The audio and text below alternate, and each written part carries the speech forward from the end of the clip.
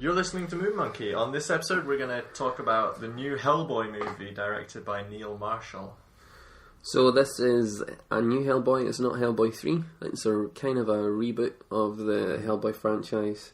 And it now has David Harbour from Stranger Things, which people know Playing from Hellboy. playing Hellboy. Not Ron Perlman, as in the previous movies. Not Ron Perlman at all. He's not in it. But he did have dinner with David Harbour, but that's as close as he came to this, I think. And it sees Hellboy tasked with he's doing quite a lot, but the main thing he's supposed to be doing is stopping the Arthurian nemesis of the Blood Queen from taking control of the Earth and bringing down society, bringing down the Earth as we know it. Yeah. So the Blood Queen is played by Mila Jovovich. But along the way, he meets various characters and friends and fights various monsters. Yeah. But that's the main thing in the movie is Hellboy taking down the Blood Queen before she brings about the apocalypse. Yeah. And Hellboy realises his full potential as being the demon that can bring about the apocalypse. Yeah. With various characters thrown in. Yeah, before starting this review, I haven't really seen the other two films. Have you not which seen people them? love. I think I've seen the first half of the first one, and I've not seen any of the second one. But I really enjoyed this movie. I thought it was insane, insanely fun. Like you say, just so much happens in it. Like he's fighting vampires, Baba Yaga, giants. Arthurian legends are coming into it.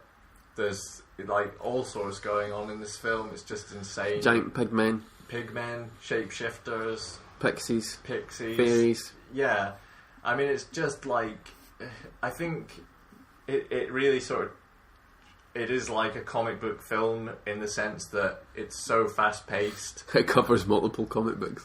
Yeah, and it's just like a lot of comic books mashed together in one story.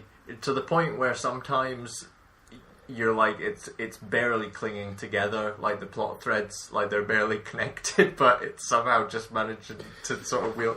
Because like the stuff when you finish watching the movie and you think back and you're thinking like, how did that even really fit in here? Or that part didn't really have anything to do with the rest of the film. Yeah, the scenes don't always flow together. I would say, but I really like the character of Hellboy. Yeah. And to be honest, I would have loved a third Guillermo del Toro version of Hellboy. And I think that would have been a nice way to round it off. He did the trilogy, and everybody's happy. They've got their third del Toro movie. It wraps it up, the story they were going for. And then you could have rebooted it and done this version.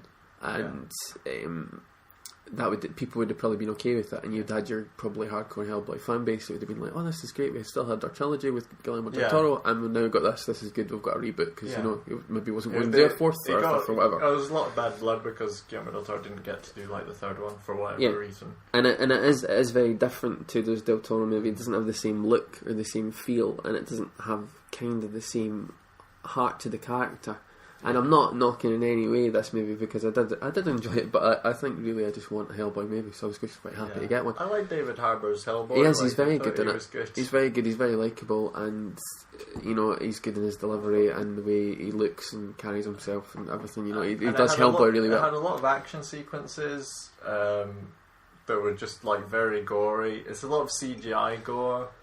Which people have criticised, but it's meant to be over the top comic book style. I mean, you don't want hyper realism. I mean, it's not hyper realistic. He's a giant red guy. No, with but stone head. I think like there is like a stark difference to like the Del Toro version and this, where I feel like again it's like, oh, we're going to do this monster movie. I feel like somebody's seen Deadpool and thought that makes lots of money. Let's just make it rated R and throw in a lot of rock music that really doesn't add to the feel of the movie. It's just like, let's put in some. There was a lot of language in it, which I feel like that's the main thing probably that got the R rating for. Well, I think the gore. There was people being ripped in half and split and torn apart and things. There was people gore, being heads ripped off. There was a lot of gore. Yeah. But like I kind of enjoyed that. But then if you like schlocky horror movies that don't take it seriously at all, I like one thing that I said when we came out that reminded me of was like the old Power Rangers cartoons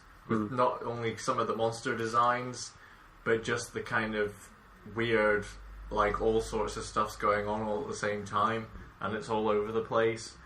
It does feel like, you know, they've had like multiple ways they want to approach this and approach the character, and it's just they've just kind of mashed it together in the end, because it doesn't really flow, but it is fun, but it feels very choppy, and there's loads of cool stuff in there with like Baba Yaga and her chicken foot house from the comics and things like that. There's loads of characters and little things from the short stories, like the pigmen changeling guy, like that's all in there.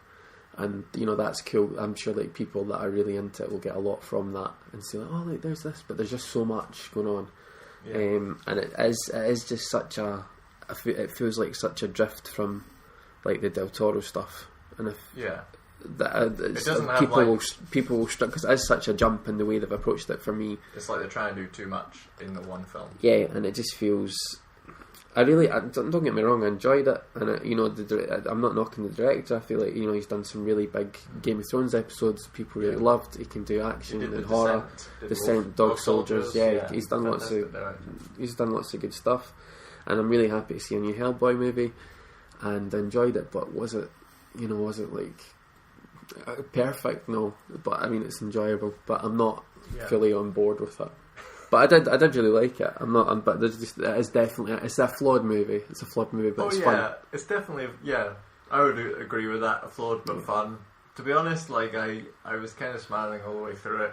I thought it was hilarious, and the action sequences were hilarious too. Because if you've just got a really dark sense of humour and like seeing giant monsters and things like that, like it's entertaining. It's like that. The thing with like a lot of monster movies is they don't really show you the monsters. It's all, you know, it's all built up, and then you see them in the final act. But this just sort of throws it in there right from the beginning. Like, we're gonna show you all these monsters and just have outrageous scenes and just have a good time with it and don't take ourselves too seriously. But David Harbour's really good, and it's just nice to see another Hellboy movie. But it is kind of let down by the flow of the scenes not really going together. And some of the CG is a bit shaky in some instances. You just feel like in some ways, like the other Milla Jovovich big franchise, the Resident Evil films. I would put it on a level with that. Like, it's ridiculous, but they have their fans just because it's so insane and nothing at all like the games. Yeah. It's like if you just want a stupid movie where people are running around shooting zombies, that's Resident Evil. But if you want a movie where people are going around ripping the heads off people, then that's this movie. Yeah, I mean, I just wish it had just a bit more to it, a bit more character and plot. No, like I don't like. I'm not knocking David Harbour at all. I just feel like the other. No, not his best. Not Ian McShane's best. But yeah, I just feel like, you know, Del Toro kind of has more love for his monsters, and I feel like this one didn't have as much. Yeah, there wasn't as much behind them. It is like in some ways it's like watching a video game. They're like very two-dimensional characters. They're literally just there to be fodder for Hellboy to rip his way through. I don't know. There was just something lacking from it, but I did enjoy it, and I'm just happy to see another Hellboy movie. But problems with it. Oh well. Better luck next time, guys, when you do your Hellboy 2. So that was our review of Lobster Johnson. Lobster Johnson. Anyway, that was a highlight of the film for you. I'm just going to throw that in there. That's all we have time for on this episode of The Moon Monkey. Thanks for listening, and we'll be back.